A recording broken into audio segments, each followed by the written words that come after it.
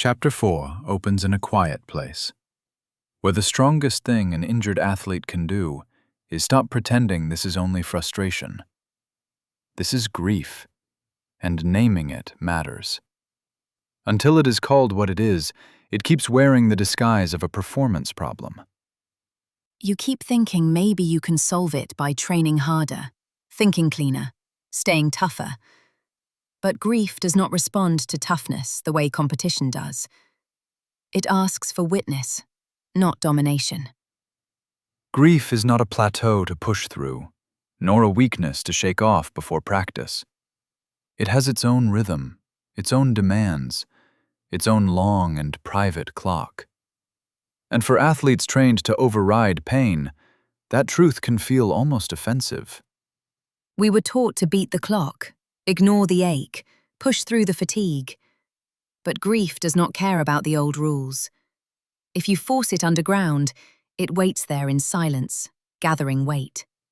And that buried weight follows athletes back onto the field.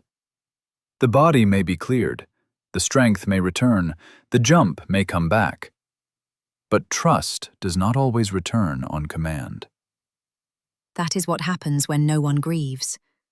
They keep moving, but something inside them stays frozen. They return physically ready and emotionally braced for impact. So let us name the losses honestly, because shapeless grief is the hardest kind to carry. First, there is the season itself. The games, the meets, the tournaments, the dates once circled with hope. Gone now, and worthy of mourning. Then there is the version of you who was in motion. The one in rhythm, in confidence, in flow. That self feels suddenly far away, and distance from yourself is a real kind of heartbreak. There is also identity, that familiar role wrapped around daily life like skin. The way others saw you, the way you saw yourself. And beyond that, the future you had imagined with such precision. The scholarship, the contract, the comeback, the year that was supposed to be yours.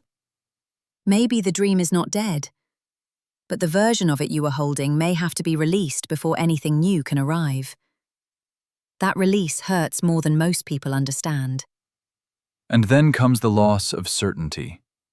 Before injury, tomorrow had structure, a schedule, a trajectory. Now tomorrow is a question mark, and question marks are heavier than they look. Quietest of all is the grief inside the body itself.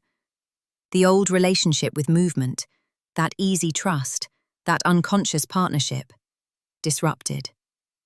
Rebuilding that bond takes more than rehab. It takes mourning. Athletes often try to skip this part.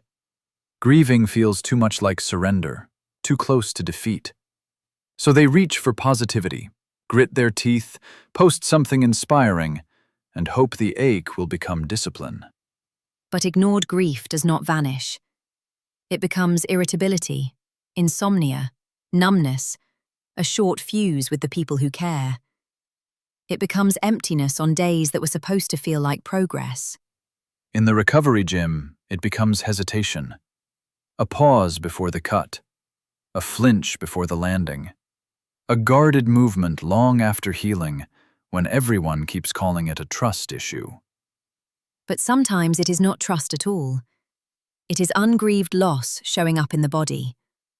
The heart was never allowed to move, so the body does not move freely either. People talk about the stages of grief as if they arrive in tidy order. Injured athletes know better. What they often feel first is disbelief. That protective cushion of, no, this cannot be happening. The scan will be clean. It is just a strain. I will be back next week. That voice is not foolishness. It is shock trying to spare you all at once. Then comes bargaining with the timeline.